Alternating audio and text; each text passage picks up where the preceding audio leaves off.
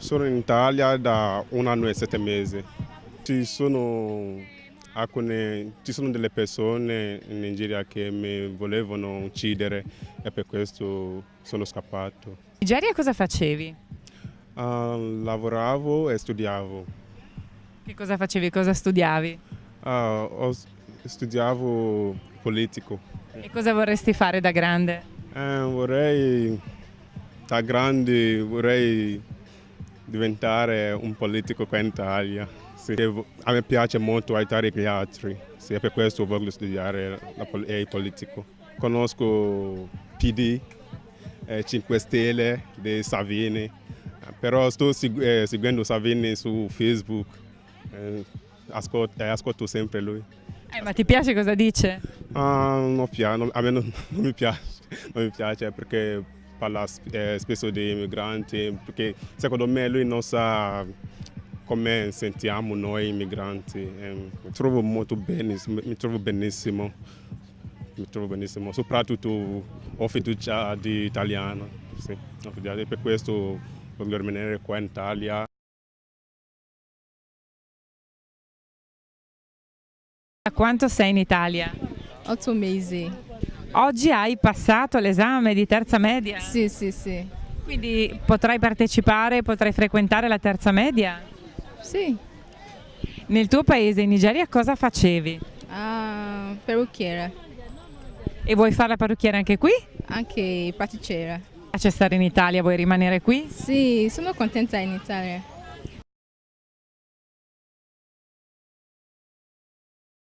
Questa festa è stata voluta dai ragazzi e l'abbiamo condivisa in equipe e poi ci abbiamo lavorato proprio perché è un momento di ringraziamento per tutti quelli che in questi anni di lavoro con loro ci hanno dato una mano, una parola, uno sguardo, anche un semplice sorriso. Questo modo per ringraziare tutte queste persone che ci hanno incontrato e anche per intrecciare relazioni perché è fondamentale la rete.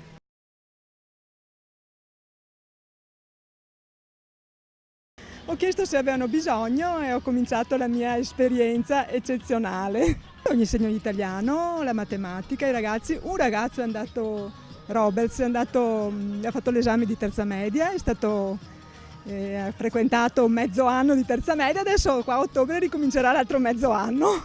Spero che andrà a buon fine, insomma.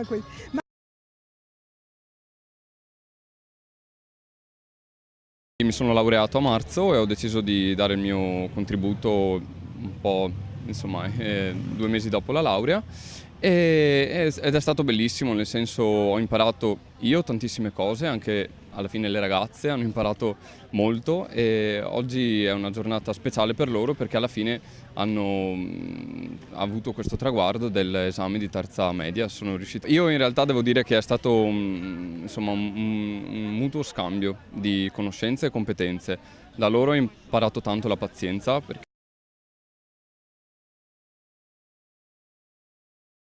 Il ragionamento che ha fatto il CDA è perché l'accoglienza diffusa ci dava proprio la possibilità di fare un'attività sostanzialmente tipica delle cooperative sociali, che è un lavoro di comunità sostanzialmente. Visti i risultati, secondo me, insomma, abbiamo avuto ragione, ecco, rispetto a questa tipologia di servizi che è stata difficile sicuramente la gestione, insomma, non è stato facile perché noi venivamo da altri tipi di realtà, di servizi, però diciamo che almeno i numeri che abbiamo sono molto buoni, insomma, quindi, e anche vediamo la partecipazione di tutta la comunità.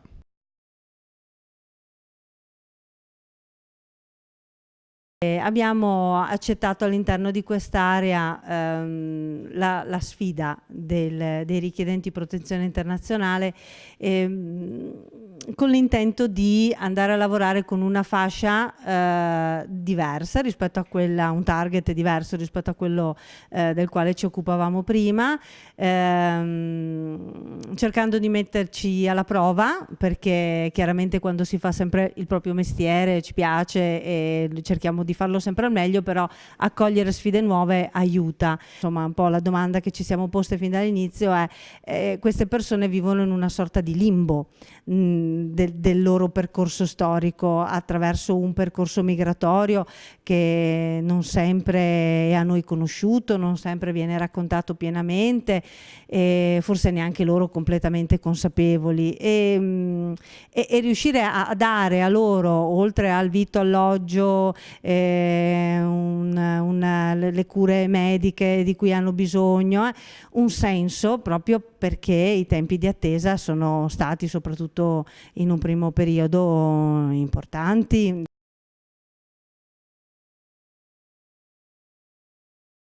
Un servizio nato nel 2015, a dicembre del 2015, con la prima accoglienza nella casetta dei Canossiani a Conselve, e poi allargato nel maggio del 2017 con le ragazze a Olmo di Bagnoli.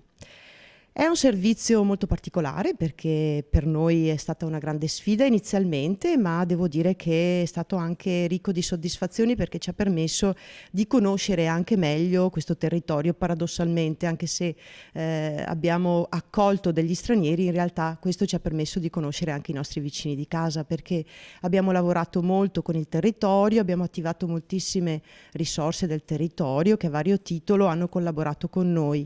Il senso della festa di questa sera è soprattutto quella di radunare tutte le persone che ci sono state vicine in questo periodo, di farci conoscere anche per chi non ha avuto questa occasione di conoscere questi ragazzi e ragazze che vengono dal Nigeria, dal Bangladesh, dal Pakistan, dalla Sierra Leone, dalla Costa d'Avorio. Quindi il nostro lavoro è proprio quello di rendere più possibile umano questo momento e far vedere che effettivamente non sono solo un problema, ma sono soprattutto una risorsa per il territorio. Alcuni di loro, anzi tanti di loro, fanno volontariato in parrocchia, alcuni di loro hanno fatto anche l'aiuto animatori del GREST, e stiamo cercando anche di capire quanto altro possono essere utili per noi per